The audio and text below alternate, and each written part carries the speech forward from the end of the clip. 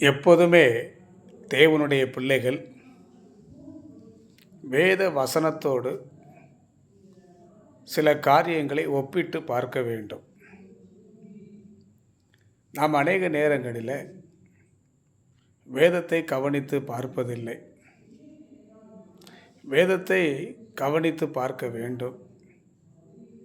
ஏனென்றால் சங்கீதம் 1:1 சொல்லுகிறது, கர்த்தருடைய வேதத்தில் இரவும் பகலும் தியானமாயிருக்கிற மனுஷன் பாக்கியவான் என்று எழுதப்பட்டிருக்கிறது. அப்போ கர்த்தருடைய வேத வசனத்தை நாம் ஆராய்ந்து பார்க்க வேண்டியது நம்மேல் விழுந்த கடமையாக இருக்கிறது.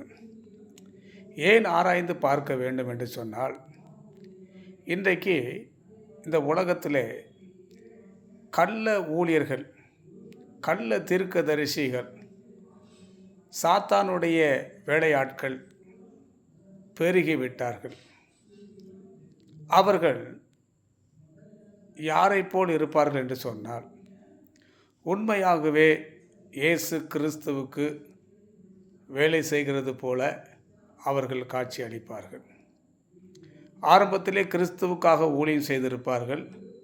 போக போக இந்த உலகத்தில் லாபத்திற்காக, பணத்திற்காக, பெயருக்காக, புகழுக்காக கர்த்தருடைய வார்த்தையை திரித்து அதை மக்களுக்கு கள்ள ஊழியமாக, கள்ள போதனையாக கொடுத்து விடுவார்கள். உதாரணமாக ஆண்டவராகிய இயேசு கிறிஸ்து சொன்னார், நீங்கள் இந்த உலகமெங்கும் புறப்பட்டு போய் சகல ஜாதிகளுக்கும் சுவிசேஷத்தை பிரசங்கியுங்கள். சுவிசேஷத்தை ஒவ்வொரு மக்களுக்கும் எடுத்து சொல்லுங்கள் என்று ஆண்டவர் சீசர்களுக்கு கட்டளை கொடுத்தார். சீசர்கள் அப்படியே என்ன செய்தார்கள் என்று சொன்னால், இந்தியா வரைக்கும் தோமா வந்திருக்கிறது எவ்வளோ பெரிய உண்மை பாருங்கள். இந்தியா வந்து இயேசு கிறிஸ்துவினுடைய சீசர் ஒருவர் இந்தியா வந்து சுவிசேஷத்தை அறிவித்திருக்கிறார். அதேபோல் மற்ற 11 சீசர்கள் எந்தெந்த பகுதியில் அறிவித்தார்கள் என்பதை நாம் விளங்கிக் கொள்ள முடியும். அதே போல் இந்த சுவிசேஷத்தின் மூலமாக இன்றைக்கு நீங்கள் நானும் ரட்சிக்கப்பட்டிருக்கிறோம். யாரெல்லாம் தேவனுடைய சுவிசேஷத்தை கேட்டு விசுவாசித்து இயேசு கிறிஸ்துவை ஏற்றுக்கொண்டார்களோ அத்தனை பேர்களும் தேவனுடைய பிள்ளைகளாகும்படி தேவன் அதிகாரத்தை கொடுத்திருக்கிறார் என்பதை வேத வசனங்கள் மூலமாக நாம் அறிகிறோம். ஆனால் இன்றைக்கு சுவிசேஷத்தை அறிவிக்காமலே நாம் ஜெபித்தால் போதும், ஜெபித்தால் தேசம் மறுரூபமாகிவிடும், தமிழ்நாடு ரட்சிக்கப்பட்டு விடும், மாவட்டங்கள் சந்திக்கப்பட்டு விடும், வியாபாரிகள் ரட்சிக்கப்பட்டு விடுவார்கள், அரசியல் தலைவர்கள் ரட்சிக்கப்பட்டு விடுவார்கள், தொழில் அதிபர்கள் ரட்சிக்கப்பட்டு விடுவார்கள், அரசாங்க அதிகாரிகள் ரட்சிக்கப்பட்டு விடுவார்கள் என்று நாம் நினைக்கிறோம். நன்றாய் கவனிக்க வேண்டும். ஜெபித்து ஒரு மனிதன் ரட்சிக்கப்படுவானானால் இயேசு கிறிஸ்து இந்த பூமியில் மனிதனாக அவர் அவதரிக்க வேண்டிய அவசியமில்லை. அவர் சிலுவையில் மரிக்க வேண்டிய அவசியமில்லை. அவர் இரத்தம் சிந்த வேண்டிய அவசியமில்லை. அவர் மரணத்தை சந்தித்து அடக்கம் பண்ணவிட அவசியமில்லை. அவர் உயிர் தொழ வேண்டிய அவசியமில்லை. நன்றாய் கவனிக்க வேண்டும். நீங்கள் இயேசு கிறிஸ்து நம்முடைய பாவங்களை ஏற்றுக்கொண்டு கல்வாரி சிலுவையில் மரித்து அடக்கம் பண்ணப்பட்டு 3ஆம் நாள் உயிரோடு கூட எழுந்து 40 நாட்கள் இந்த பூமியிலே தங்கி 40ஆவது நாள் அவர் வானத்திற்கு எடுத்துக்கொள்ளப்பட்டார் என்பது தான் சுவிசேஷம். இயேசு கிறிஸ்து நம்முடைய பாவங்களுக்காக மரித்தார் என்பது தான் சுவிசேஷம். இயேசு கிறிஸ்து உன்னுடைய தண்டனைக்கு பதிலாக அவர் மரணத்தை சந்தித்தார் என்பதுதான் சுவிசேஷம்.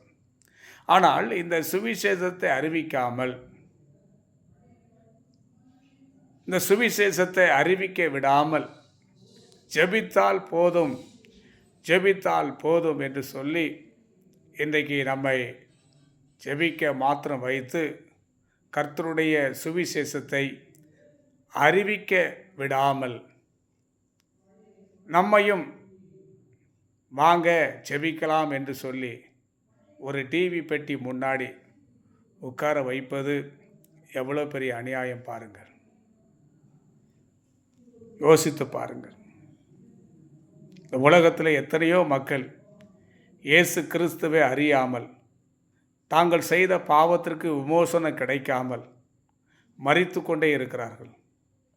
அவர்களுக்கு யார் சுவிசேஷத்தை அறிவித்து, யார் அவர்களுக்காக இப்படிப்பட்ட ஒருவர் கல்வாரி சிலுவையில் மரித்திருக்கிறார் என்பதை யார் சொல்லுவார்கள்? நீங்கள் சிந்தித்து பாருங்கள். எத்தனை பேர் பாவத்தினால், வியாதியினால், கடன் பிரச்சனையினால் இயேசுவை அறியாமல் மரித்து கொண்டிருக்கிறார்கள். நீங்கள் ரோமர் புத்தகத்தை வாசித்து பாருங்கள். 10ஆம் அதிகாரத்தில் அனுப்பப்படாவிட்டால் எப்படி கேள்விப்படுவார்கள்? கேள்விப்படாமல் எப்படி விசுவாசிப்பார்கள்? ஆகையால் ஒரு மனிதன் அனுப்பப்பட வேண்டியது அவசியமாக இருக்கிறது. ஒரு மனிதன் கிறிஸ்துவுக்காக பேச வேண்டியது அவசியமாக இருக்கிறது. ஆகையால் தேவனுடைய பிள்ளைகளே, எத்தனையோ மிஷனரிகள் இந்த இந்திய தேசத்திலே வந்து ஊழியம் செய்திருக்கிறார்கள். அவர்களெல்லாம் தங்களுடைய நாட்டிலே இருந்து கொண்டு ஜெபித்து கொண்டே இருக்கவில்லை. ஆண்டவரே, நான் எங்கு செல்ல வேண்டும், என்ன சொல்ல வேண்டும் என்று ஜெபித்தது உண்மைதான். ஆனால் ஜெபத்தோடு அவர்கள் நின்று விடவில்லை. அவர்கள் தேவன் காண்பித்த இடத்திலே வந்து சுவிசேஷத்தை அறிவித்து இந்த மண்ணிலே மரித்தவர்களும் உண்டு. சீகன் பால்கின்ற ஒரு ஊழியக்காரர் தரங்கம்பாடியிலே மரித்தார் என்பதை நாம் அறிவோம். தோமா, இயேசு கிறிஸ்துவின் சீசர், இந்த மயிலாப்பூரிலே அல்லது இந்த பரங்கி மலையிலே அவர் மரித்து மயிலாப்பூரிலே அடக்கம் பண்ணப்பட்டார் என்பதை நாம் அறிவோம். ஆகையால் சுவிசேஷத்தை அறிவிக்கும்படியாக அவர்கள் புறப்பட்டு வந்தார்கள். ஆனால் இன்றைக்கு இருக்கிற கள்ள ஊழியர்கள், வாருங்கள் தேசத்திற்காக ஜெபிப்போம் என்று சொல்லி அழைக்கிறார்கள். பாருங்கள், எத்தனை வினோதமான சிந்தனை. ஜெபம் யாருக்கு என்று சொன்னால், நீங்கள் நன்றாக மறுபடியும் ரோமர் 8ஆம் அதிகாரத்தை 26, 27 வசனங்களை நீங்கள் வாசித்து பாருங்கள். ஜெபம் யாருக்கு? நீங்கள் வேண்டிக் கொள்வது இன்னதென்று அறியாதிருக்கிறபடியாலே ஆவியானவர் தாமே வாக்கு கடங்காத பெருமூச்சுகளோடு உங்களுக்காக விண்ணப்பம் பண்ணுகிறார். பாருங்கள், யாருக்காக விண்ணப்பம் பண்ணுகிறார்? நாம் இன்றைக்கு எதற்காக ஜெபிக்க வேண்டும் என்று தெரியவில்லை என்கிறது வேதம். அவர் நாம் புரிந்து கொள்ள வேண்டும், ஞானத்தை பெற்றுக்கொள்ள வேண்டும் என்பதற்காக அவர் நமக்காக ஜெபிக்கிறார். 27வது வசனத்தை பாருங்கள். தேவனுடைய சித்தத்தின்படி பரிசுத்தவான்களுக்காக விண்ணப்பம் பண்ணுகிறார். நீங்கள் நிருபங்களை வாசித்து பாருங்கள். பரிசுத்தவான்களுக்காக வேண்டுதல் செய்யுங்கள் என்று எழுதப்பட்டிருக்கிறது. சபையாருக்காக வேண்டுதல் செய்யுங்கள் என்று எழுதப்பட்டிருக்கிறது. சுவிசேஷம் செல்லும்படியான வாசலை திறந்தருளும்படியாக எங்களுக்காக ஜெபம் பண்ணுங்கள் என்று வேதத்திலே வாசிக்கிறோம். ஆகையால் இன்றைக்கு ஜெபம் மிக மிக அவசியம். வட இந்திய பகுதியிலே ஊழியம் செய்து கொண்டிருக்கிற ஒவ்வொரு ஊழியர்களுக்கும் இன்றைக்கு ஜெபம் அவசியம். ஒவ்வொரு தேவனுடைய பிள்ளைகளுக்கும் ஜெபம் அவசியம். ஆகையால் ஜெபத்தை தேவனுடைய பிள்ளைகளுக்காக நீங்கள் ஏறெடுங்கள்.